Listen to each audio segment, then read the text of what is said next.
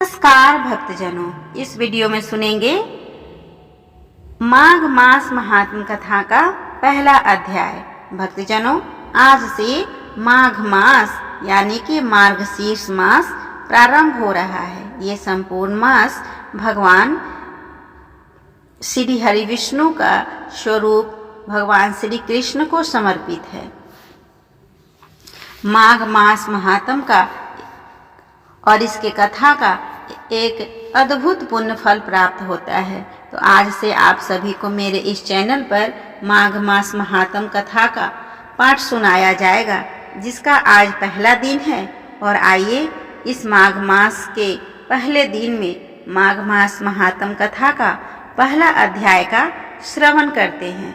कथा में आगे बढ़ने से पहले प्लीज आप इस चैनल को सब्सक्राइब कर ले और बेल आइकन को दबाना ना भूलें, ताकि जब भी इस कथा का अगला भाग अपलोड हो उसका नोटिफिकेशन आपको मिले और आप इस कथा को श्रवण कर पाए। तो आइए विघ्नहर्ता श्री गणेश का नाम लेकर इस कथा में आगे बढ़ते हैं। एक समय श्री सूत जी ने अपने गुरु श्री व्यास जी से कहा कि गुरुदेव, कृपया करके आप मुझसे माघ मास का महात्म कहिए, क्योंकि मैं आपका शिष्य हूँ। व्यास जी कहने लगे कि रघुवंश के राजा दिलीप एक समय यज्ञ के स्नान के पश्चात पैरों से जूते और सुंदर वस्त्र पहनकर शिकार की सामग्री से युक्त कवच और शोभायमान आभूषण पहने हुए अपने सिपाहियों से घिरे हुए जंगल में शिकार खेलने के लिए गए।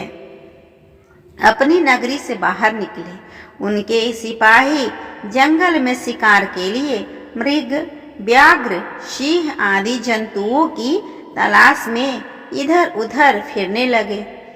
उस वन में वनस्थली अत्यंत शोभा को प्राप्त हो रही थी।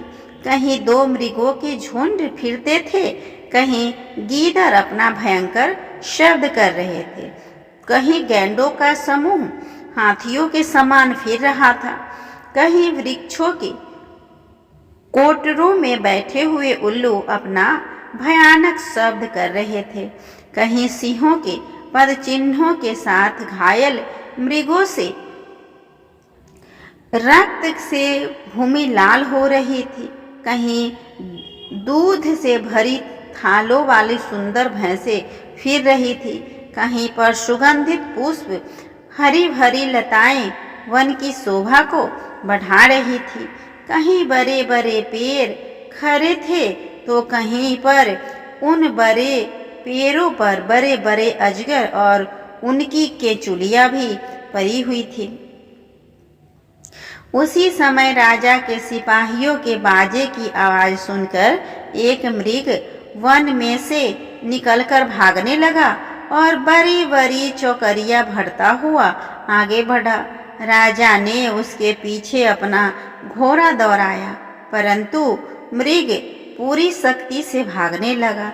मृग कांटेदार वृक्षों के एक जंगल में घुसा और राजा ने भी उसके पीछे वन में प्रवेश किया, परंतु दूर जाकर मृग राजा की दृष्टि से ओझल होकर निकल गया। राजा निर्जन वन में अपने सैनिकों सहित प्यास के मारे अति दुखी हो गया। दोपहर के समय अधिक मार्ग चलने से सैनिक थक गए और घोड़े रुक गए।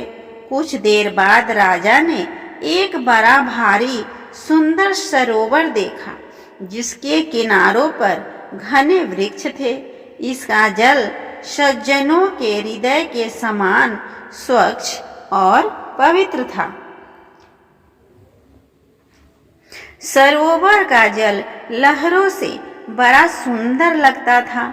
जल में अनेक प्रकार के जल जंतु, मछलियां आदि स्वच्छता से इधर उधर फिर रही थी। दुष्टों के समान निर्दयी चित्त वाले मगरमच्छ भी थे। किसी किसी जगह लोभी के समान शिमाल भी परी हुई थी। जैसे विपत्तियों में पड़े हुए लोगों को दुखों को हरने वाले दानी पुरुष के समान यह सरोवर अपने जल से सबको सुखी करता था। जैसे मेघ चालक के दुख को हरता है, इस सरोवर को देखकर राजा की थकावट दूर हो गई। रात्रि को राजा ने वहीं विश्राम किया और सैनिक पहरा देने लगे और चारों तरफ फैल गए। रात के अंतिम समय में सूकरों के एक झुंड ने आकर सरोवर में पानी पिया और कमल के झुंड के पास आया। तब शिकारियों ने सावधान होकर सूकरों पर आक्रमण किया और उनको मारकर पृथ्वी पर गिरा दिया। यह समय सब शिकारी कोलाहल करते हुए बड़ी प्रसन्नता के साथ राजा के पास गए और राजा प्रभात हुआ देखकर उनके साथ ही अपनी नगरी की तरफ चल पड़ा। जिसका शरीर तपस्या और नियमों के कारण बिल्कुल सूख गया था, जो मृगछाला और वल्कल पहने हुए था और नख, रोम तथा केश धारण किए हुए था। राजा ने ऐसे घोर तपस्वी को देखकर बड़े आश्चर्य से उनको प्रणाम किया और हाथ जोड़कर खड़ा हो गया। तपस्वी ने राजा से कहा कि हे राजन, इस पुण्य शुभ माघ में इस सरोवर को छोड़कर तुम यहाँ से क्यों जाने की इच्छा करते हो?